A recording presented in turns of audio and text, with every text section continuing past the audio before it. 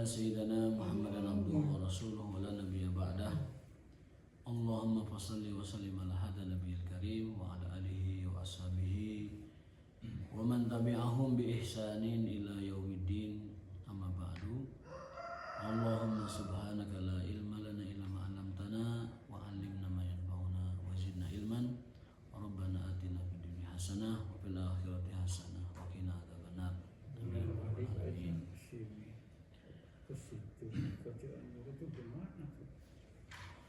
Bapak sekalian, mudah-mudahan Allah Subhanahu wa taala, kita akan lanjutkan kajian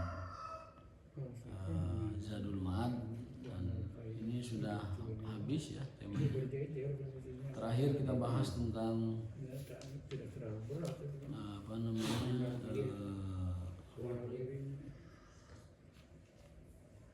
tentang status anak ya, yang berbeda kulit, bentuk, dan rupa dari orang tuanya. Itu ya, terakhir itu ya, kalau tidak salah minggu lalu.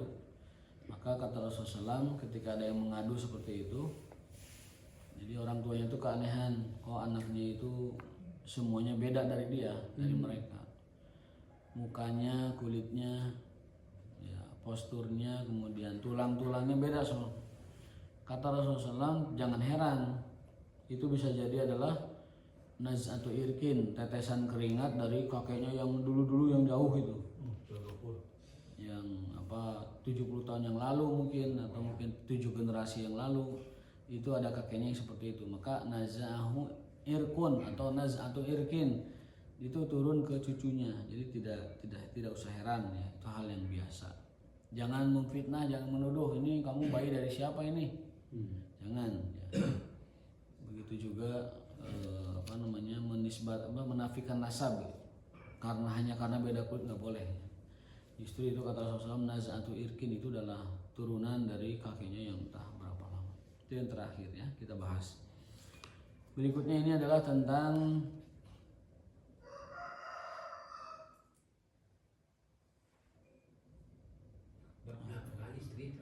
ya, bab nafkah istri ya. Itu terakhir. Kalau di sini urutannya nafkah itu sebelum itu malah.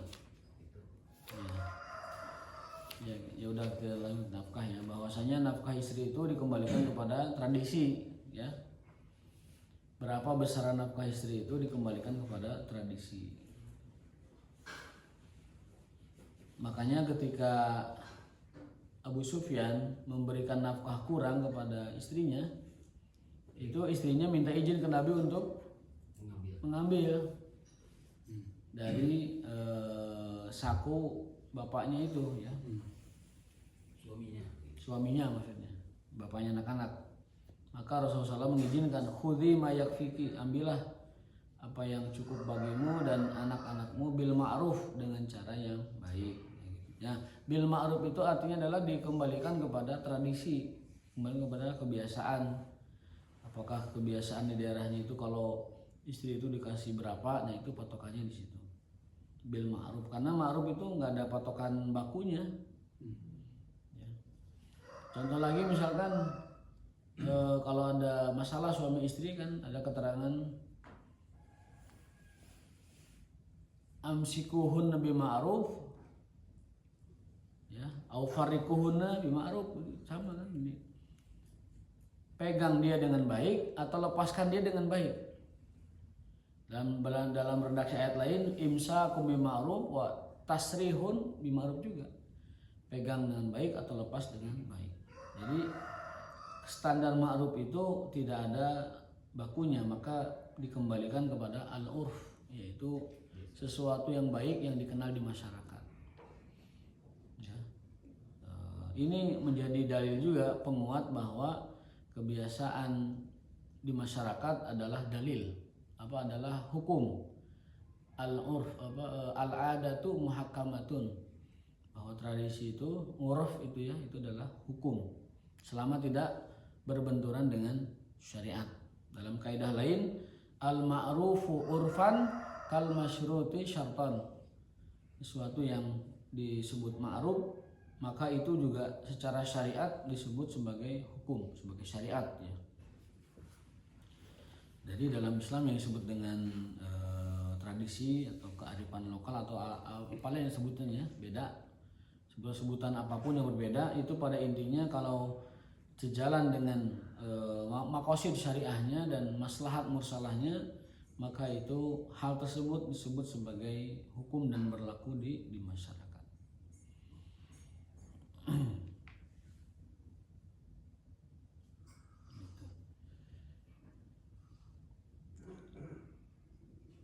Kemudian dzikru ma ruwiya min hukmi Rasulullah SAW fi tamkinil mar'ah min firaqi zawjiha idza a'sara bi nafqatiha.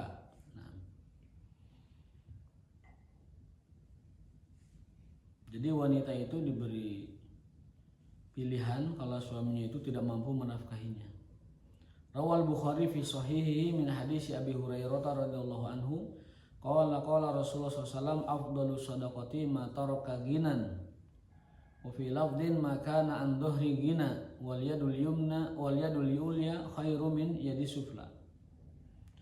Sebaik-baik sedekah adalah ma taraka ginan, yang mencukupi. Jadi kalau suami itu memberi standar nafkahnya, standar kebutuhan dasar, lalu dia memberi lebih, maka itu adalah sedekah. Dihitungnya sebagai nafkahnya wajib, berdosa kalau tidak ditunaikan.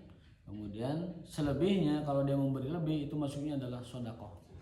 Dan sedekah paling afdal adalah sedekah pada keluarga setelah sedekah kepada dirinya sendiri. Afdalus sedekah rajul ala nafsi, sebaik-baik sedekah adalah sedekah seseorang pada dirinya.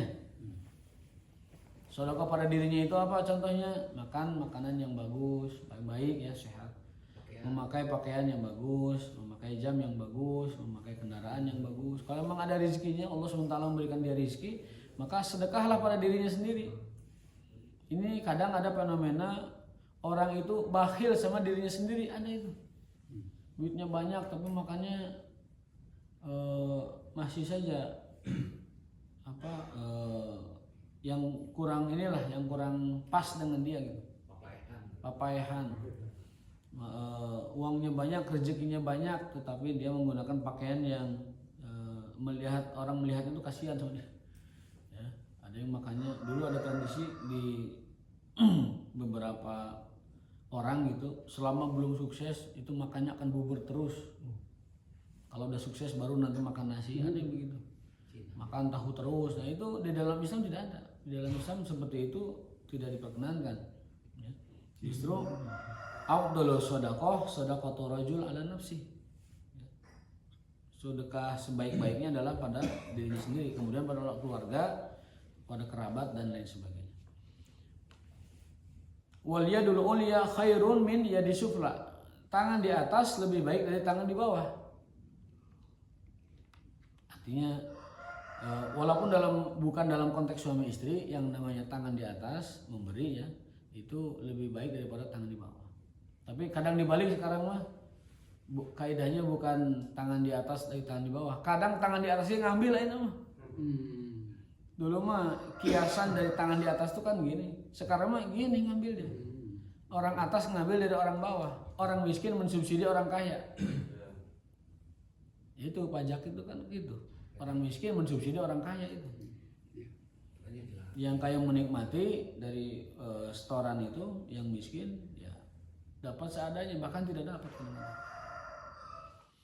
Maka ini informasi kemarin Munas MUI ke 9 di Ancol itu tanggal 22 November ya, mengeluarkan fatwa yang berani, fatwa yang ditunggu-tunggu oleh umat sebenarnya, dan ini menjadi shock terapi buat pemerintah juga, teguran. MUI minggu lalu mengeluarkan fatwa bahwa pajak PPN, pajak PPH, pajak PBB yang berkaitan dengan kebutuhan primer masyarakat hukumnya haram. Kemarin tuh MUI mengeluarkan fatwa. Jadi kalau itu berkenaan dengan kebutuhan primer, sembako misalnya, atau rumah yang menjadi tempat tinggal dasarnya itu, maka menarik pajak dari masyarakat dalam barang-barang primer itu hukumnya adalah haram. Karena pajak itu konsepnya harus berkeadilan. Itu kemarin tuh baru dirilis. Saya juga baca beritanya di Kompas itu 2 hari lalu. Itu mungkin bisa disebut ini fatwa paling berani dari MUI kepada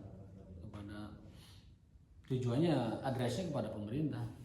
Mungkin bisa jadi mendengar, pemerintah bisa jadi tidak. Sekurang-kurangnya kalau ada fatwa itu mereka harus berpikir bahwa selama ini pajak itu masyarakat itu tidak ridho. Satu. Yang kedua, yang sudah terlanjur dari pajak-pajak itu hendaknya dikurangi. Kalau tidak bisa menolkan banget, ya mengurangi gitu. Mengurangi. Misalkan PPN itu 11%, kurangi minimal 5%, maksimal 5%. Itu baru namanya pajak berkeadilan. Kalau sekarang kan orang miskin, orang kaya sama-sama membayar PPN. Si miskin dari hartanya yang sedikit dia bayar 11%, si kaya dari hartanya yang banyak dia bayar. Artinya apa? Membebani orang miskin. Makan saja dipajakan 10%, 11%. Kemudian kalau kita beli satu keranjang barang itu satu itemnya itu ada PPN-nya kan masing-masing itu. Kalau satu keranjang kita beli ada 20 item kali aja 20 kali 11%. Berapa pajaknya? Pokoknya kalau barang sudah masuk ke pasar induk, barang sudah masuk ke pasar, barang sudah masuk ke retail itu semuanya kena pajak. Kecuali kalau kita beli langsung di petani atau beli langsung di pembuatnya langsung, itu tidak kena pajak. Tetapi tetap pada dasarnya dalam kebutuhan dasar pengenaan pajak adalah diharamkan, hukumnya haram. Kecuali yang bukan kebutuhan dasar ya, itu MUI masih melonggarkan, silakan. Tulis gak apa aja barang itu? Ya, kebutuhan dasar itu yang primer ya sembako. Jadi sekarang kan beras itu dikenakan pajak. Kemudian minyak goreng itu semuanya kena pajak. Yang namanya PPN itu, belum lagi PPh-nya mungkin dari si produsennya itu. Jadi ini menjadikan barang yang sampai ke masyarakat itu mahal. Padahal sebenarnya negara itu berkewajiban memastikan masyarakat itu bisa makan. Kenapa? Karena dia diberi kewenangan mengelola sumber daya alam yang begitu hebat. Pasal 33 Undang-Undang Dasar kan begitu. Itu mandat atau izin dari rakyat Indonesia untuk pemerintah, silahkan tuh kelola itu tambang yang begitu banyak, minyak begitu banyak, segala macam lah, emas. Tetapi pada kenyataannya rakyat yang harusnya diberi dari hasil tambang itu ya harusnya diberi, ini malah enggak diberi, malah diambil dari mereka. Harusnya diberi, ini diambil gitu. Jadi jelas ini MUI memandang ini ada sesuatu yang ketidakadilan kepada masyarakat. Ya. Dulu ketika kita di tahun-tahun berapa, OPEC itu Indonesia anggota OPEC tahun berapa ya? OPEC, organisasi minyak dunia itu. Tahun berapa itu tahun? Itu kan belum ada pajak itu. PBB aja kan baru ada tahun berapa itu? Tahun 90-an. Kalau tidak salah ya. Kemudian pajak-pajak lain itu tahun 80. Sebelumnya tidak ada. Kenapa? Karena negara masih punya penghasilan dari minyak. Di ekspor minyak itu. Kemudian barang tambang lain juga dan sebagainya. Kesini baru itu ada, nggak tahu siapa yang memasukkan prinsip ekonomi kapitalis ke negara kita sehingga pajak itu benar-benar masyarakat tuh dicekek oleh pajak. Jadi harusnya kita diberi dari kekayaan alam karena mereka punya izin mengelola secara undang-undang ada mandat gitu, tetapi pada prakteknya kita malah diambil. Itu beberapa konsideran MUI kenapa mengeluarkan fatwa haramnya memungut pajak bagi pemerintah kepada rakyat dalam PPN, PPh dan PBB yang berkaitan dengan kebutuhan primer. Dan itu fatwa serius. Kalau sudah fatwanya haram berarti itu juga haram itu yang diambilnya kan begitu. Kalau urusan barang yang tidak primer silakan, tersier, sekunder itu silakan. Ya. Karena tidak semua masyarakat membutuhkan barang itu. Tapi kalau yang primer itu tidak boleh. Lagi pula dalam Islam juga jelas kok, la yadkhulul jannah shahibu muksin, kan tidak akan masuk surga para penarik pungutan ya seperti itu. Islam lebih tegas malah.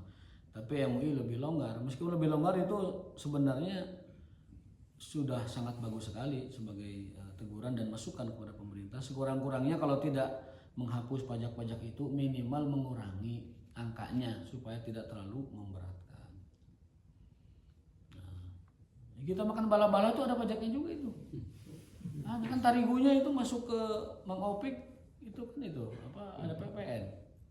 Dia beli ada PPN itu. Terigunya minyaknya. Yehunya juga itu minyaknya tuh. Berapa pajak PPN. Jadi semua hal yang berhubungan dengan kehidupan dasar masyarakat itu dikenai pajak. Ya, sehingga pada akhirnya itu membuat barang harganya naik. Inflasi itu yang paling jelas itu dari pajak sebenarnya. Ya, faktor inflasi yang paling nyata, yang paling jelas nggak usah dicari yaitu pajak. Gitu. Nah ini oleh-oleh dari kajian kajian tentang fatwa terbaru MUI. Ya. Saya mengamati dari berita dan saya lihat konsideran pertimbangan kenapa fatwa itu keluar, ternyata mereka merasakan bahwa selama ini yang diterapkan oleh pemerintah atau regulator kepada masyarakat itu terlalu tinggi, terlalu banyak. Harusnya diberi malah ditarik kan gitu. Itu masalahnya. Mudah-mudahan menjadi masukan baik dan pemerintah mau mendengar ya, yang kebetulan Menteri Keuangan yang punya kuasa dalam hal pajak itu kebetulan dikatakan dia koboi pro rakyat. Ya mudah-mudahan dia bisa membaca keresahan masyarakat yang diwakili oleh para kiai di MUI ya. Dan MUI itu kan dalam jargonnya itu kan wadah zu'ama dan ulama kan, atau wadah silaturahim umaro dan ulama. Ya semoga itu menjadi jembatan, menjadi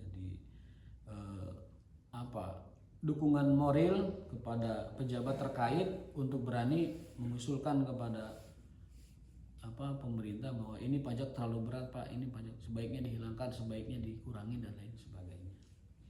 Mudah-mudahan ya.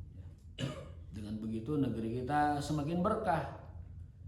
Yang hilang di negeri kita kan bukan kekayaan, keberkahan. Negeri kita tuh yang hilang keberkahan. Alam melimpah tuh.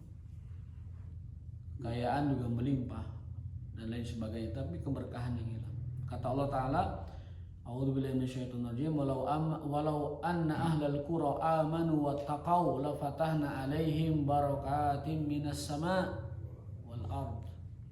Andaikan penduduk negeri amanu wattaqau, beriman dan bertakwa, la fatahna 'alaihim, kami akan limpahkan, bukakan pintu langit itu. Barakatim minas sama', digebrokkan barokah dari langit dan dari bumi dimunculkan keberkahan-keberkahan itu. Walakin kadzabu, tapi pada praktiknya mendustakan Allah Subhanahu wa taala. Ini ya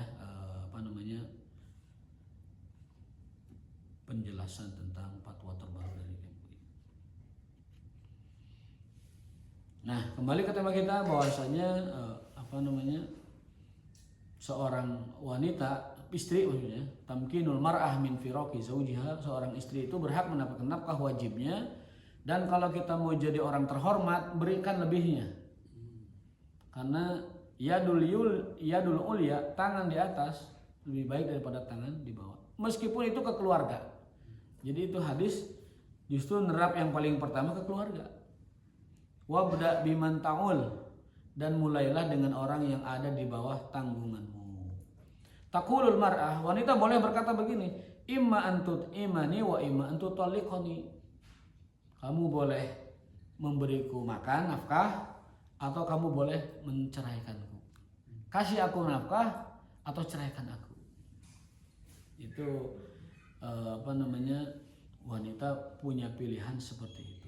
Wa yaqulul 'abdu at'amani wasta'malani wa yaqulul waladu at'amani, dan seterusnya. Yaitu hadisnya keterangannya tidak berkenaan dengan nafkah kepada istri.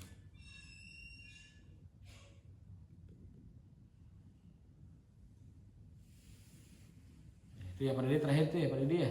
Iya. Nah, baik kita anggap aja ini sudah selesai ya. Yang ambil dompet. Dengan dompet tadi nafkah itu dia kembalikan kepada tradisi, dan dalam perkara yang wajib bagi seseorang itu dia boleh mengambil haknya ya, tanpa berlebihan. Contoh dalam hadis Bukhari kata Rasulullah SAW, kalau kita namu kepada rumah orang lain lalu tuan rumah tidak memberi kita suguhan makan minum yang harus begitu, yang dasar, maka si tamu boleh mengambil sendiri.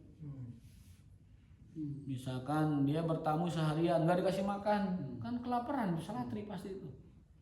Kalau udah salatri kan nggak ngelayesin nantinya. Kamu seharian 3 hari haknya. 3 hari. 3 hari. Kalau orang bertamu ke rumah seseorang, lalu dia tidak dikasih minum, tidak dikasih makan, kata Rasulullah SAW, dia boleh mengambil dari tuan rumah itu.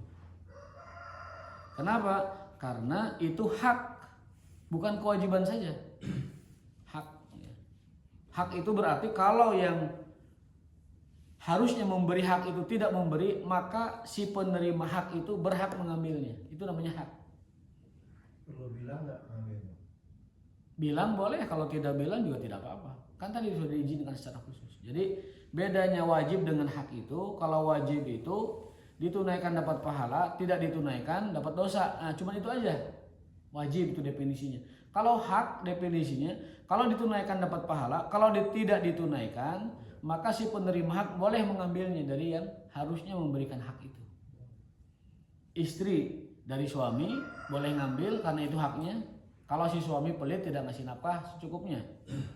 Atau si tamu ngambil dari tuan rumahnya, karena tamu punya hak diberi dan diikram oleh sahibul baitnya. Kalau sahibul baitnya tidak memberikan ikram, maka si tamu boleh mengambil. Tentunya tidak sewenang-wenang. Nah, kita sesama muslim punya hak yang mengikat kita. Hakul muslim alal muslim situn. Kata Rasul, ada hak di antara sesama muslim. Bukan hanya kewajiban tapi hak. Artinya muslim lain boleh menuntut kalau kita tidak menunaikan hak itu. Yang pertama apa? Raddus salam. Menjawab salam. Itu hak. Bukan kewajiban tapi hak. Artinya apa? Si orang yang bersalam tidak dijawab bisa menuntut. Kenapa kamu nggak jawab salam saya? Itu maksudnya hak itu di situ. Menjawab salam. Yang kedua apa? Memberi nasihat. Itu juga hak. Jadi setiap muslim itu berhak diberi nasihat. Bukan hanya kewajiban tapi berhak diberi nasihat. Yang ketiga adalah ijabatu ad-da'wah. Memenuhi undangan. Itu juga hak. Yang mengundang bisa menuntut kepada yang diundang, kenapa tidak datang? Kenapa kamu tidak datang? Saya udah undang. Itu namanya hak tuh di situ. Dalam ilmu bahasa Arab itu digali lebih dalam betapa Rasulullah SAW itu bahasanya itu luar biasa. Beliau memilihkan kata hak daripada kata wajib. Itu dengan maksud tertentu. Agar ini menjadi kewajiban setiap individu muslim dan tidak menjadikannya hanya sebelah pihak kewajiban. Tetapi ini kewajiban dua pihak. Maka Rasul menyebutnya hak. Hakul muslim, bukan wajibul muslim. Itu yang ketiga adalah memenuhi undangannya. Dan sebagaimana pernah kita bahas, undangan yang paling wajib didatangi adalah undangan apa? Undangan yang ada makannya. Undangan makan. Kenapa walimah itu wajib didatangi? Karena sahibul walimah itu sudah menyiapkan makanan. Kita diundang, dia akan bahagia kalau jamuannya itu buat para tamu kita makan. Kalau kita tidak datang, dia kecewa. Waduh, saya sudah walimah ini, sudah mencit domba, mencit sapi, beli catering dari mana, orang tidak datang. Nah, itu kecewa. Maka kenapa undangan makan itu wajib dipenuhi, terutama undangan pernikahan, karena di walimah itu ada makannya. Selain doa, ya. Doa makan di kejauhan gak bisa. Tetapi makan tidak bisa kejauhan. Masa walimah digosen kan gak bisa. Oh, di order itu nggak bisa. Nah, maka dari itu hak yang ketiga. Yang keempat, apa haknya yang keempat? Kalau dia bersin, ucapkan ya rahamukallah. Kalau dia mengucapkan alhamdulillah. Kalau tidak mengucapkan alhamdulillah, tidak diucapkan yarhamukallah. Yang kelima ya, yang terakhir itu adalah yang keempat, kalau dia sakit dikunjungi. Wa idza maridha fa'udhu, kalau dia sakit kunjungi. Ini juga kehebatan Rasul memilih kata. Tidak fazurhu, kunjungi dia, tidak, tapi fa'udhu. Apa bedanya ada dengan zaro? Kalau ada masdarnya apa? Idan. Kalau zaro masdarnya ziaratan. Untuk orang sakit perintahnya adalah iyadatan. Artinya kunjungi ia berkali-kali sampai memastikan kesembuhannya. Menjenguk orang sakit perintahnya fa'udhu, kunjungi dia berkali-kali. Awal dia sakit kunjungi, kemudian tengah dia sakit pastikan gimana kondisinya, di akhir dia sakit tanyakan perkembangannya. Itu namanya fa'udhu. Berkali-kali mengunjungi orang sakit itu memastikan dia sampai sembuh. Tidak fazurhu, kunjungi dia sekali. Kalau fazurhu sekali kunjungannya, tapi kalau fa'udhu lakukan itu berkali, memastikan saudara kita itu sehat. Mungkin kecuali yang bersangkutannya tidak mau dikunjungi karena keberatan atau lain sebagainya, itu lain cerita ya. Tetapi pada dasarnya setiap muslim itu ya, iya makanya kecuali orang yang dikunjunginya itu tidak berkenan ya jangan, karena itu bisa memberatkan dia dan pihak keluarganya. Ya, adapun kita yang sehat ya, maka ketika ada yang sakit ya dikunjungi. Tentunya kalau ada hal-hal tertentu secara khusus maka protokol digunakan tetap. Kalau memang kondisinya khusus, protokol diikuti dan diterapkan. Karena pada prinsipnya la yu'dil maridu as-sahiha. Tidak boleh orang sakit menularkan penyakitnya kepada yang sehat. La yu'dil maridu as-sahiha.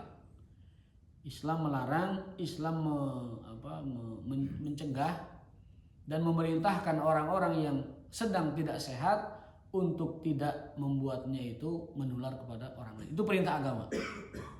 Itu perintah Rasulullah SAW. La yu'dil maridu as-sahiha.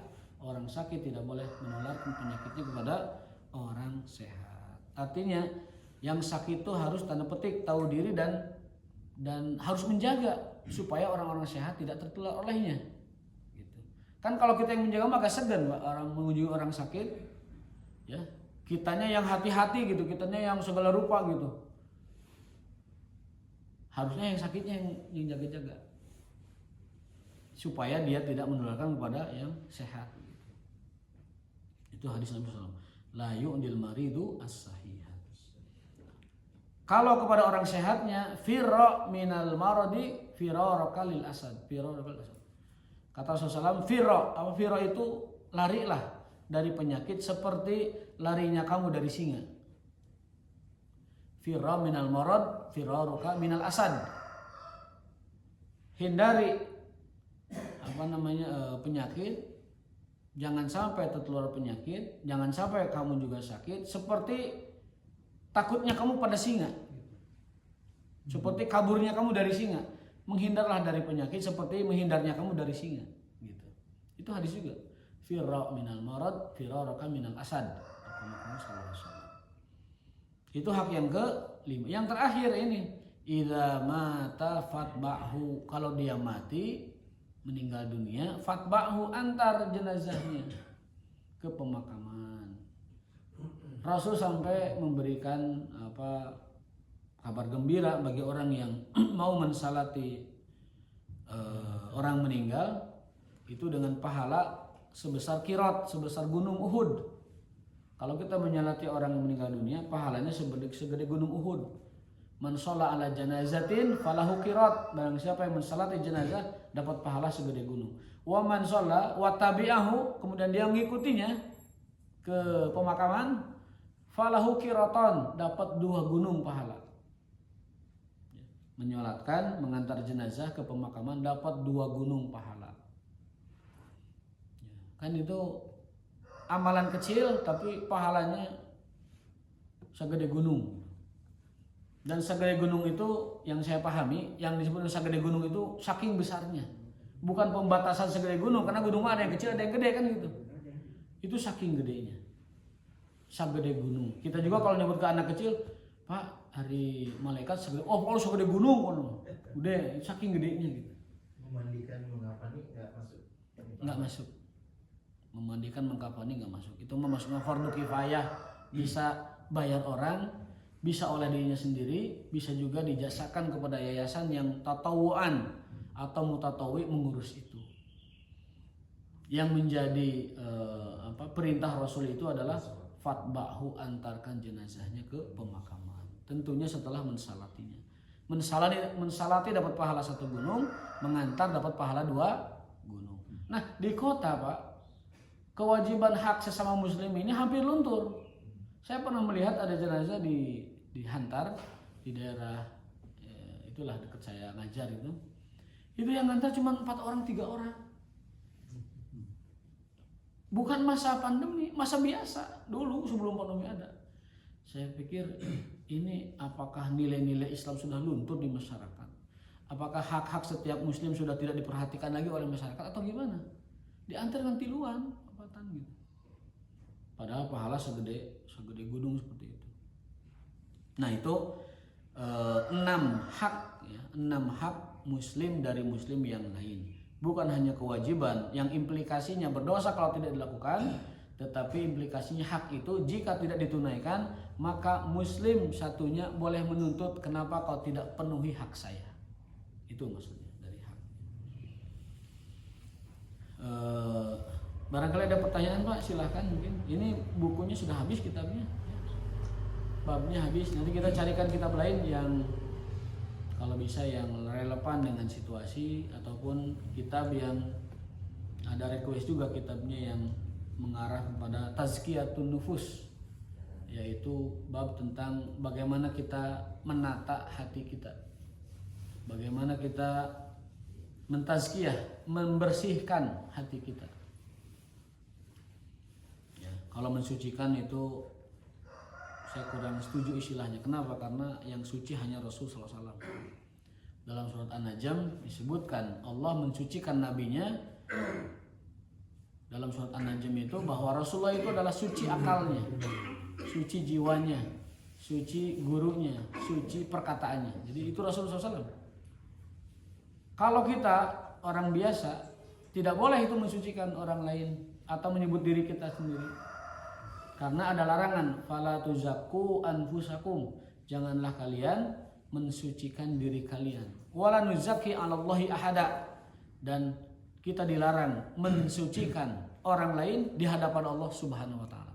Jadi kalau kita mentestimoni orang, itu harus mengatakan la nuzaki 'alallahi ahadan. Kami tidak mensucikan orang di hadapan Allah. Misalkan fulan tuh baik, fulan tuh soleh, fulan tuh terpuji, fulan tuh beradab, fulan tuh segala macam. Itu sertakan ucapan la nuzaki 'alallahi ahada. Yang hakikatnya hanya Allah yang tahu.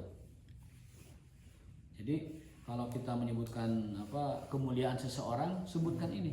La nuzaki 'alallahi ahada. Oh, dia mah dosanya sedikit. Oh, dia mah ahli sorga. Oh, dia mah dosa pahalanya banyak. Nah, untuk mengucapkan itu kita diperintahkan untuk mengatakan la nuzaki 'alallah ahada. Artinya hanya Allah yang tahu hakikatnya. Atau kita tidak mensucikan seseorang di hadapan Allah Subhanahu wa taala kecuali Rasulullah SAW, karena beliau Allah sendiri yang mentazkiyahnya. Kalau kita menyebutnya adalah tidak mentazkiyah siapapun. La tuzakku anfusakum. Surat An-Najm ayatnya di bagian tengah, saya lupa urutannya ya. Fala tuzakku anfusakum huwa a'lamu bimanit taqa, karena hanya Allah yang paling tahu siapa yang paling bertakwa kepadanya. Jadi menyebutkan kehebatan dan kesucian orang itu hanya boleh saat kita menyebutnya wala nuzaki 'alallahi ahada. Gitu. Insyaallah kalau ini sudah selesai, kita akan ambil buku lain. Sebenarnya dari kemarin tapi belum disiapkan ya. Maklum sekarang jadi mahasiswa lagi, jadi sibuk lagi. Di Jakarta nggak sempat ya. Di Jakarta kalau misalnya PBB-nya itu gratis kalau nilai jual ininya di bawah 2 M. kan? Ya, ya harusnya begitu. Sembako juga. Dulunya juga kita nggak ada. Itu tidak kena BPN kita. Iya.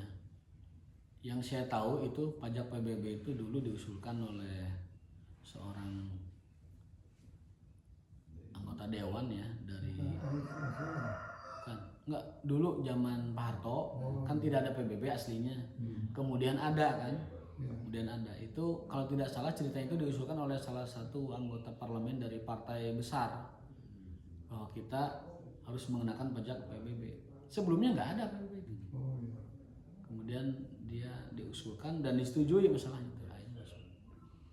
Nah oleh kemarin salah satu gubernur di Jakarta itu dibebaskan lagi. Harusnya sih begitu, memang harusnya begitu sesuai dengan karena tidak mungkin kita menerapkan pajak kepada orang dengan kepemilikan dasarnya seperti rumah kan tidak adil. Masa rumah jadi tempat dia tinggal dan tidak bertumbuh berkembang seperti hanya bisnis kan beda. Gitu.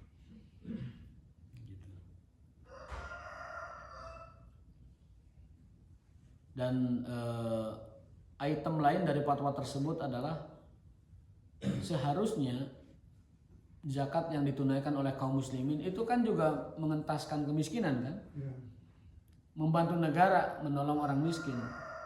Usulan MUI harusnya zakat itu menjadi pengurang dari pajak.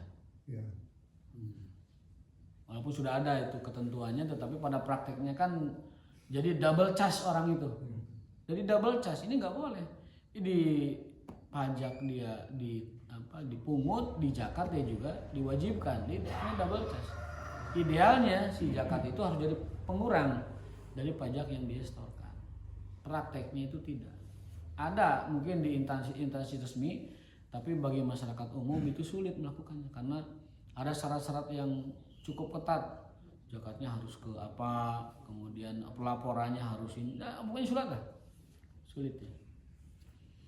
Kalau terjadi pemutihan lah pajak itu misalnya dihilangkan, jadi ada istilah yang taat pajak itu dia dirugikan dong ya. Iya betul. Yang mau pernah bayar pajak diloloskan sekarang nggak pernah Betul. bayar. Itu bisa terjadi tidak adil dong. Kasarnya ini. Iya, tidak adil. Yang taat pajak bayar terus. Kemarin menteri baru itu kan mengejar para orang-orang yang pemplang pajak. Itu kan berburu pajak tuh sampai dapat berapa? 70 triliun. Iya. Nilai besar. Ada orang miskin dia udah dicekek istilahnya gitu untuk membayar, orang kaya tuh enggak. Itu ngemplang, mereka tidak bayar pajak. Ternyata setelah dihitung-hitung, dicari-cari pajak mereka itu lebih besar ya, itu dari 70 triliun ya kan. Nah, ini kan ada ketidakadilan. Orang kaya itu dilonggarkan ya, orang miskin itu dikejar-kejar. Mengikat begitu ya. Dan itu sangat terasa, Pak, sangat terasa. Model misalkan saya punya tanah tidak seberapa, rumah tidak punya seberapa. Kalau kita ke Pujasera lah, saya tidak sebutkan mereknya gitu ya. Yang Maret itu loh. Itu ketika kita lihat struknya kwitansinya itu belanja 50 itu bayarnya kan 55 sekian. 10%. Itu karena kita beli, belum lagi itu PPN yang nerap ke barang-barang itu. Setiap barang yang keluar dari produksi itu udah kena PPN gitu. Jadi barang datang itu sudah kena 11% dari PPN. Kita beli juga kena, kita yang belinya 11%. Kemudian barang itu mungkin nanti kemana lagi dijual kena. Pokoknya udahlah. Itu naik 1% saja, itu kalau kita belinya 10 jadi 50%. Besar sekali gitu. Maka MUI keberatan ini. Banyak masyarakat mengeluhkan. Kan fatwa itu kan keluar kalau ada keluhan. MUI itu sistem kerjanya, fatwa itu keluar jika ada permintaan. Istifta namanya. Istifta itu permohonan fatwa.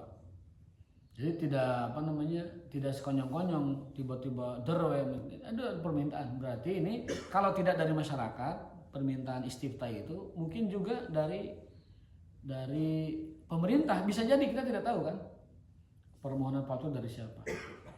Bisa jadi mungkin ada bagian tertentu di pemerintahan, mungkin kementerian tertentu, mungkin bisa menteri agama, bisa menteri apalah, keberatan, lalu minta fatwa ke MUI. Karena di Indonesia secara undang-undang yang berhak mengeluarkan fatwa keagamaan dan nantinya kalau diadopsi itu jadi mengikat kan hanya MUI, Dewan Syariah Nasional di MUI itu kan. Itu nanti akan menjadi perundangan yang berlaku dan mengikat setelah itu. Selama dia masih sekedar fatwa ya tidak mengikat gitu. Nah, maka MUI mengadakan ijtima ataupun munas ya dalam bahasa kerennya, sehingga muncullah fatwa itu. Fatwa haramnya pajak PPN, PPH dan PBB jika berkenaan dengan kebutuhan pokok. Ya. Kebutuhan pokok itu kalau di kita istilahnya ya sembako.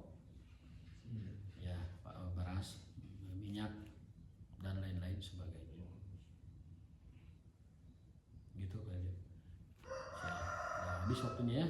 Mudah-mudahan ini minggu depan kita sudah punya buku kitab yang lain, atau kalau ada usulan silahkan disampaikan saja bukunya. Ini mau ngaji kitab ini ya kita kaji nanti. Kalau ada usulan. Kalau tidak ya kalau alam belum kita pastikan juga. Aku qouli hadza wa astaghfirullah li wa lakum. Hadanallahu wa iyyakum ajma'in. Wa barakallahu fikum. Subhanakallahumma wa bihamdika asyhadu an la ilaha illa anta astaghfiruka wa atubu ilaik. Wassalamualaikum warahmatullahi wabarakatuh.